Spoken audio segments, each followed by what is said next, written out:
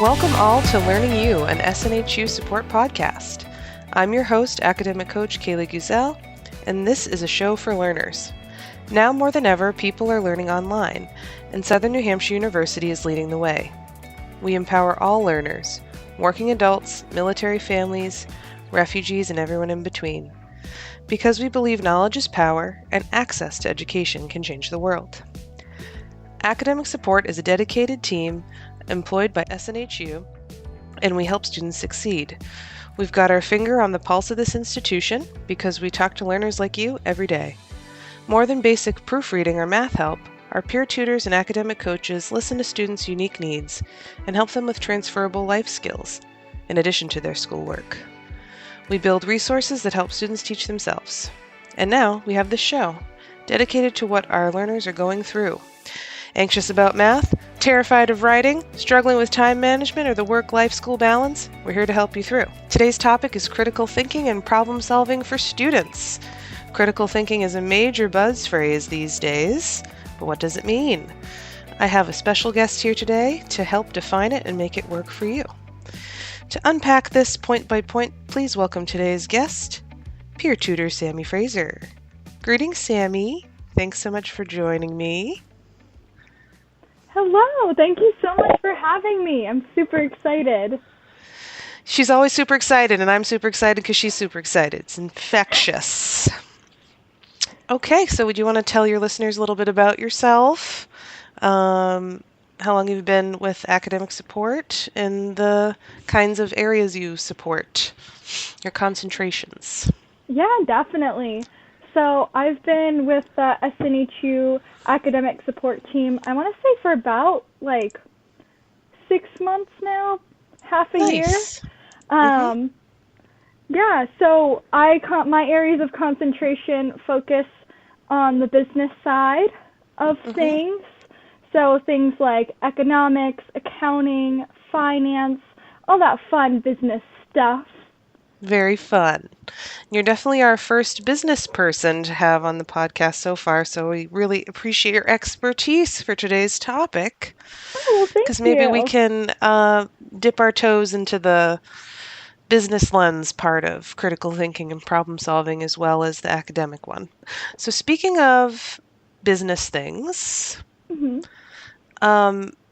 can you quickly define for our listeners what a soft skill is? Because critical thinking is considered a soft skill. How do you define that through a business lens? Yeah, definitely. So I like to kind of start with hard skills and then go into soft skills. Let's do a compare and contrast. I love it. Yeah, so hard skills are those skills that you typically think of as more math-based, so drawing graphs, interpreting that data. So I tend to think of it on the math side of hard skills, but then you have the soft skills that involve communication, writing, getting point A to point B, kind of. Sure. Cool. So when a student is looking to increase their hard skills, they would think more of maybe left brain things per se, or rational mind, as where a soft skill is more social, right brain, maybe creative, maybe something as simple as communicating and writing clearly. Great. Love that. Thank you for interpreting that for me. Sure. That's actually a soft skill called parroting back what people say to you. Oh, that's so cool. I'm good at that. I'm not. It's something I'm working on. So you are a peer tutor, and I want to also I think I got away from myself, but what is a peer tutor's role? So what do you do as an employee here with us at Academic Support? Yes. Yeah, that got me super excited as well. So a peer tutor's role, we're here to help students with various skills, both the hard skills and the soft skills of being a learner. So as part of my role, I'm in our live chat service where I get to help students and answer quick questions, give an intro to academic support, empower them to access our other resources. And then I also host one-on-one sessions where I'm able to kind of talk directly to students on specific questions.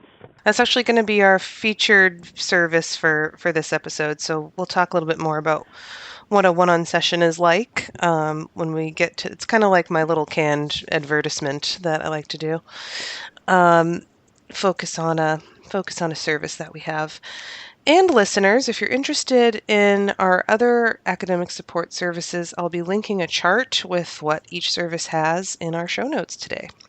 All right, so let's get down to sort of the nitty-gritty of the episode. Perfect. I want to approach things a little bit differently than I have before and make it maybe a little more linear than listeners might be used to if they listen to the first two episodes.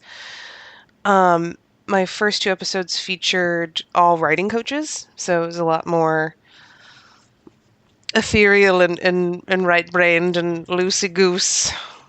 But I think for the sake of a skill like critical thinking, which is an umbrella under which many more skills live, I wanted to kind of move through it with sort of the smaller facets of critical thinking and prompt you with some questions about each one. Does that sound okay? Yeah, that sounds perfect. Okay. And listeners, don't be afraid. We're still going to look at it mostly through the academic lens. This is a show for learners. So we want you to feel like you can leave this episode with some methods and some insights on how you learn and think in that vein. But since we have our beautiful businesswoman here with us today, it's also important to touch upon why critical thinking is so important to employers and why it is something that's really valuable once you get thinking about your career or advancing in your current career. Okay. So as a critical thinker, it's important to be objective. So the buzzword for this section is objectivity. That means analyzing a problem without allowing personal bias, emotions, or assumptions to influence how you think about it. Those who think critically should analyze a problem based on context and facts. We're being very left-brained here. Impartial research and whatnot. I'm not a very impartial person. I'm very emotional. So why do you think that critical thinking and objectivity is important for college students, Sammy? Yeah, definitely. So I believe that critical thinking in general is important for college students because I feel like you're going through an education and you're making very important choices both inside and outside the classroom to help prepare you for your further career and your journey in whole. So critically thinking about the work that you're doing both inside and outside the classroom helps you make those connections to the real world. I love that. So when you say connections, you mean like when you're doing an assignment, for instance, you can see why it matters to your future or your current career. Yes, exactly. I know one of my favorite things that I've been able to have the opportunity to study at SNHU is marketing. And I love looking at the different marketing strategies that we're learning in the classroom and connecting them to real world examples. Cool. I love that. And I do think that and you can correct me if you think I'm wrong, Samantha. But I think that this particular university is really good at that, making that connection, and making it more obvious to students maybe than they might be used to in some more traditional classroom formats. Of course, you and I both work for Global Campus, which is the school that's all online. So we do kind of have to, I think, hone in on how we present material and make sure it's really clear to students why they're doing what they're doing, that there's really no extra fluffy work happening. Do you want to give us an example of what a curious question might sound like? Like, let's say if a student wanted to practice coaching or tutoring himself, what's a curious question that you ask a lot? Good question. So I believe curious questions are more of the open-ended questions that we ask students. So a curious question might simply be, okay, how do you approach this problem? And then So they might... what's a first step or something if they feel like they don't know where to start? Yeah. Cool. Nice. Love that. And in the same vein of the circumstance you were talking about before with the economics student, I think a really similar one is, the last time you were stuck, how did you get out? Because I think students, learners, people, human beings, goldfish, we all kind of, get caught in a corner from time to time, and we forget, like, I was in something like this before, and believing in your own ability to wriggle free. Sometimes it's helpful to have a sounding board, like a peer tutor or coach, to remind you of that. We do sometimes talk to learners who are really emotional and totally flooded. And I want our listeners to understand that that's really normal. It happens to everybody, no matter what the challenge is at hand. Especially if, and I want to try to touch upon the emotional part of learning here just for a second, because we're talking about thinking, but if you have a ton of emotions all over you, it's hard to think. So I want to normalize that for you listeners and say that I'm an incredibly emotional person. Sammy's a Pisces. We have a lot of feelings, but we are also, through this work, I think especially, really able to help ourselves ask those questions and get through that wall of shmishmotion, as I call it. And that's part of why these services are so great, because we're used to anxiety, we're used to overwhelm, we're used to helping students sort of de-escalate the extreme feelings so they can just kind of get to the next step. And I think solving one task, even if it's a really easy one, like, what's your first step? Outlining the paper, checking the prompt, understanding a rubric, looking at an assignment, reviewing your instructor's announcements, whatever it is. If you choose to do something, you stop doing nothing, and it kind of gets you out of your head, I think, too. That and walking away. A brisk jog. Bodies were meant to move. I'd like to pause here for my quick commercial, which is a commercial about our featured service of the day, the pre-scheduled one-on-one session. So, like I said, the academic support services chart will be available in this show's notes. But just a quick rundown, pre-scheduled one-on-one sessions are only available with academic support peer tutors and coaches. A peer tutor is a student who's really, really good at being a student and interested in helping other students or learners. And the one-on-ones are a 45-minute meeting with one of our coaches or tutors. A coach is not a student, and coach is we're all teachers, basically, except we don't grade you, so it's more fun. Which you pre-schedule at a time that works for you. See a coach for skills-based coaching in either STEM, writing, or business. Seek a peer tutor for more content-specific help, such as stats in Excel or understanding your English 122 final project, for example. Maybe working on your SMART goals, which Sammy helped me make a resource for, and we discussed in a previous episode. Now let's look at some methods, because I know that learners everywhere are interested in having practical methods that they can use. And since we're talking about critical thinking, we're going to get back into those sub-skills of critical thinking. So objectivity is one. Another one coming up here is observation. So how does observation come into play when you are tutoring, or how would you define it as a sub-skill of critical thinking? Or both? I don't know. Just ramble on. I'm here. So, observation, I feel like comes up a lot, especially in problem solving and critical thinking. I like to break it up into a couple different steps when working on a problem.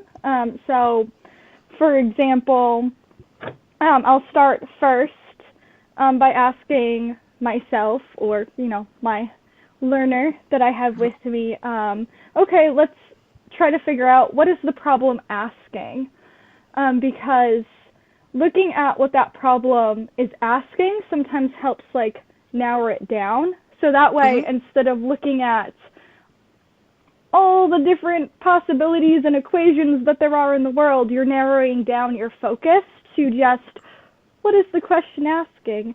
And then from there, looking at, okay, so I know what the problem is, then I'll look at, okay, so now that I know what the problem is, what is the information in the problem, and how can I use that to answer the question? So it's looking at, observation comes up a lot, looking at different problems and taking out kind of those bits and pieces that are going to be helpful for solving it. So some other methods for observation are practicing mindfulness techniques, which we talked in very great detail about in episode 1 of this podcast. Journaling, so observing your own thoughts and feelings, getting them outside of you and reading them and looking at them, observing them objectively, if you will. Lots of obs.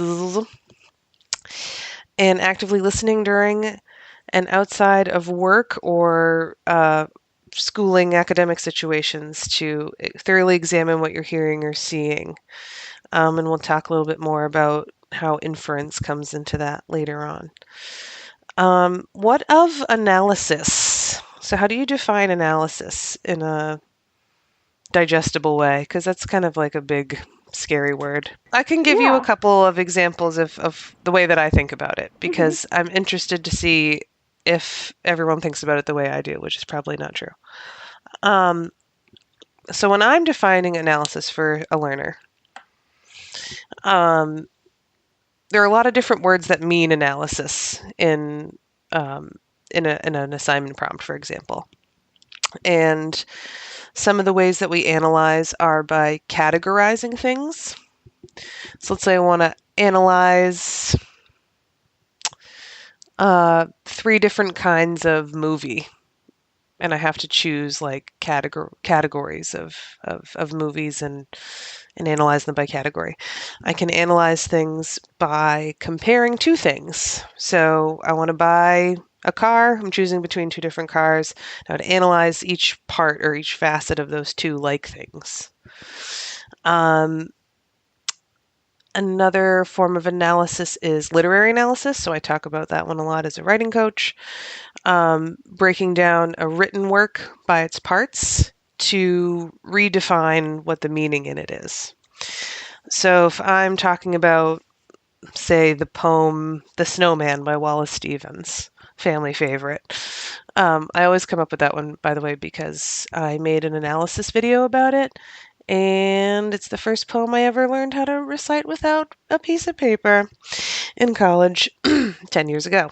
So if I wanted to analyze The Snowman, I might look at the parts of how Wallace Stevens uses rhyme, or how he uses images, or the different ways he talks about cold or ice, and then I'm analyzing the parts to make sense of the whole. Does that make sense? Amazing, yes. Okay. I love that. And you went through a bunch of different techniques and different examples of analysis, which was fantastic. I love those examples. Thank you so much. But yeah, a lot of what I heard in the conversation is that essentially you're taking a bunch of information and then bringing it in to serve a purpose. So. Oh, I like that too. Yeah. Thanks. Yeah, meaning, purpose. Yeah. She was taking diligent notes, folks. I know you can't see her, but I can. She's taking diligent notes while I was accidentally coaching her. It happens.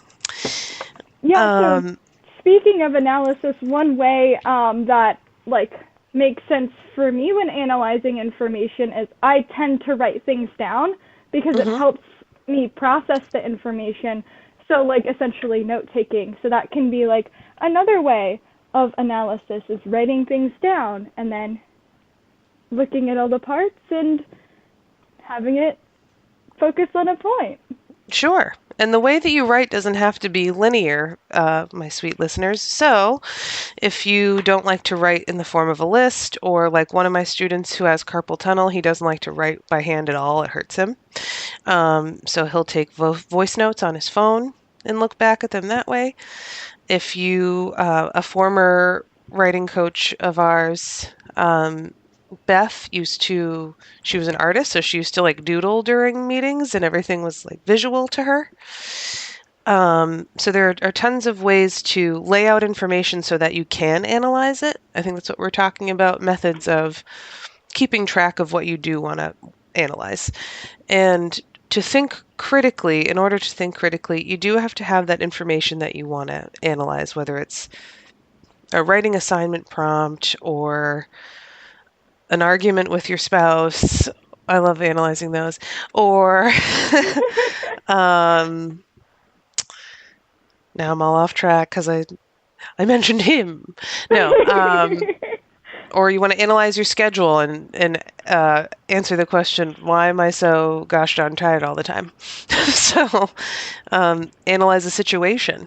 There's lots of ways to think critically about where you're at in life, whether it's in the realm of an assignment or a relationship or your schedule. Yeah. That's what I think is important for the folks to know.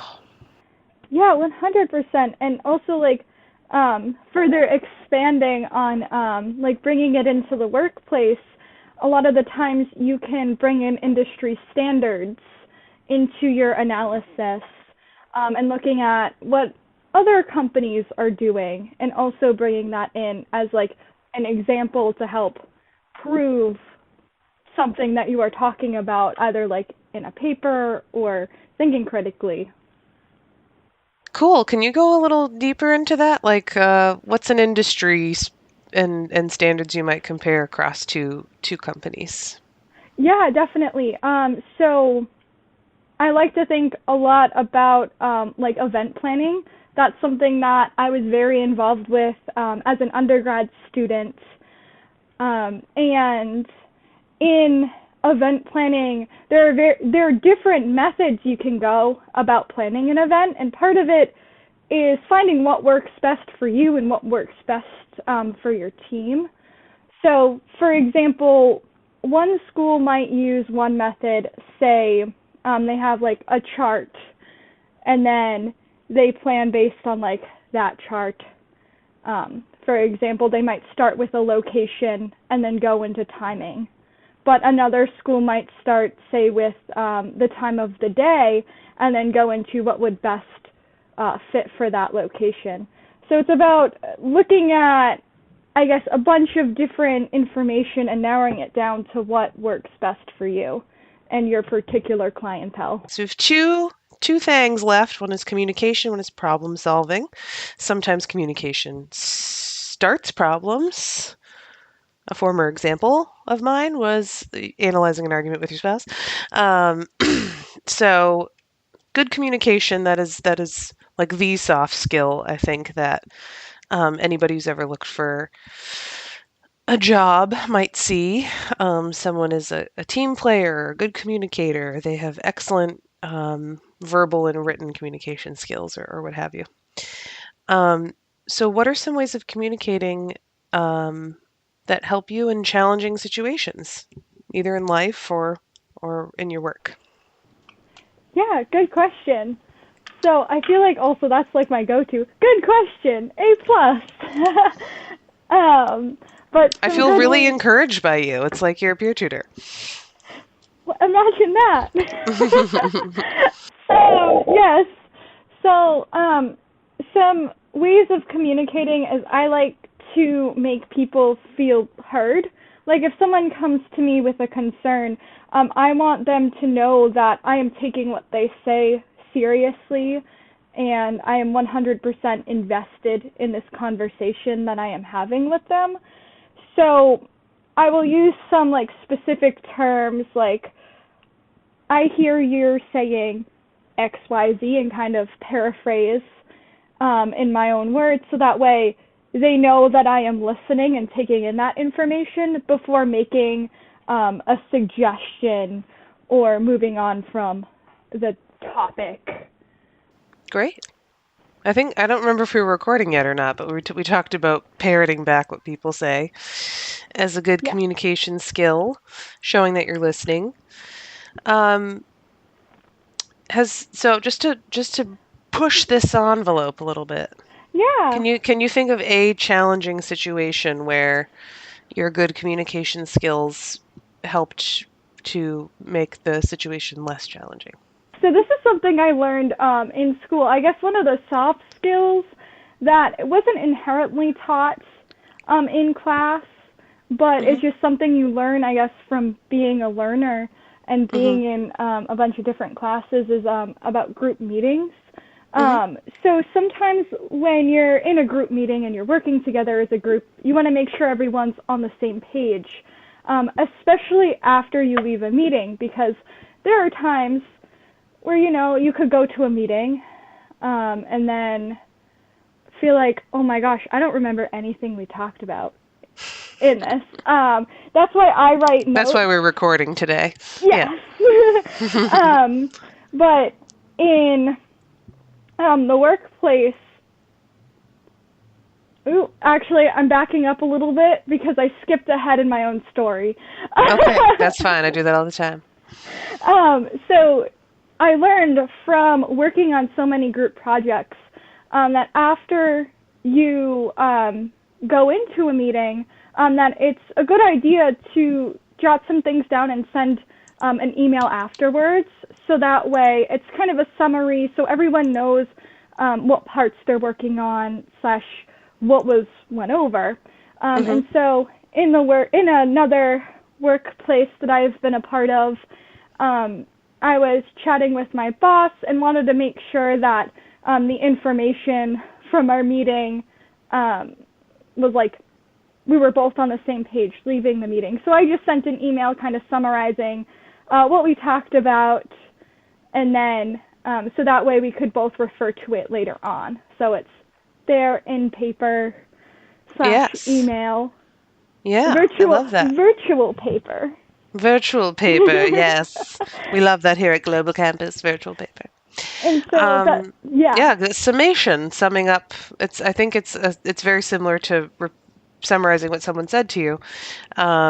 You're in a group situation, you're working on a project, whether it be school or work, and you want to make sure everyone knows what their action points are, what they're going to do next, what you took away from the meeting or the conversation.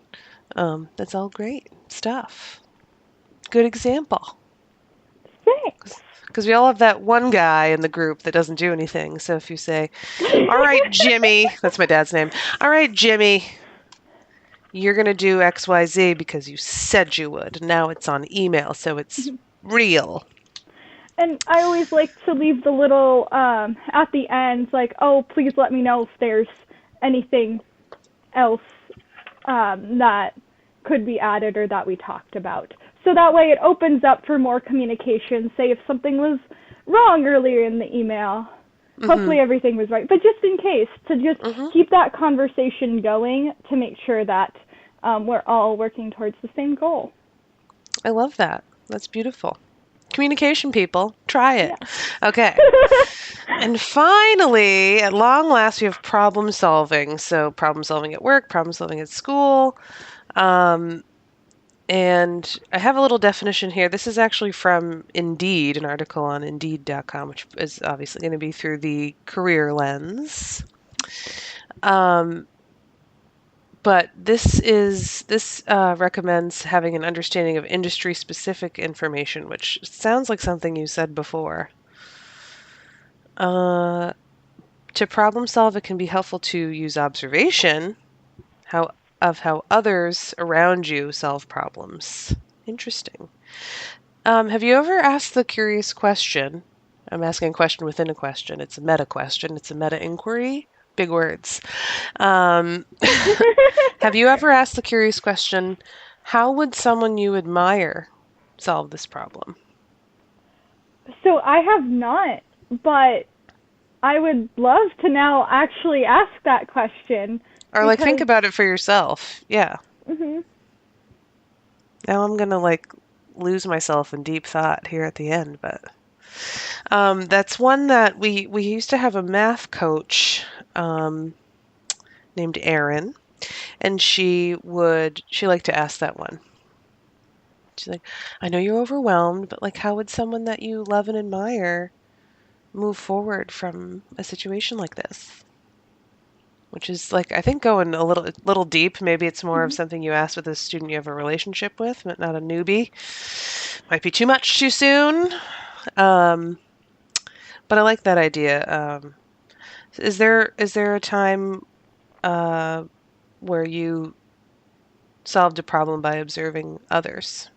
So I'm also heavily involved in the theatrical space. Ooh, I didn't know that about you. Yes. Theater! And a lot of one of the most important skills I learned from theater in my experience as both an actor and a director is learning how to give and take feedback. And when I'm giving feedback in like the theatrical sphere, you're looking at what the actors are doing on stage and kind of looking at the subtext and the emotions, how they're interpreting the script based on the whole of the play. So you're kind of using observation as a way to fuel that feedback to help the whole process forward. So our featured asynchronous resource, which is a resource you can pick up and use to self-teach yourself something, is called the Asking Questions to Get Unstuck Interactive. This is available in this episode's show notes, a direct link to it, and it's also available behind the academic support module under looking for a resource, which is at the bottom of our very first landing page titled Get Help with Your Schoolwork. This is an inquiry exercise to help you understand, guess what? Feedback that you are given by an instructor. However, you can use it to interpret anything that is even vaguely confusing. It involves asking yourself questions so that you can think critically about the information you're trying to interpret. Very proud of this one. It is lovely, it's colorful, and it's a great exercise that I use with my ESL students. So if there are any students out there who are learning English alongside their content, this is great for you as well. It can help you define unfamiliar words, which sometimes feedback can have. All right, I want to thank my guest, Sammy, before I blab us out. So thank you, Sammy, so much for coming on. It was a great conversation. And thank you for being our first business gal, our youngest guest, and so far our newest academic support guest. I can see that you already know a lot about your craft, even though it's only been 6 months. So thank you so much, my dear.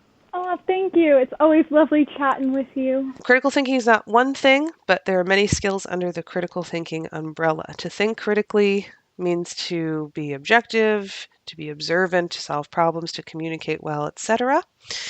Critical thinking is a muscle you can exercise. It's a skill you can practice, and no one is born inherently good or bad at it. So you can't do it wrong.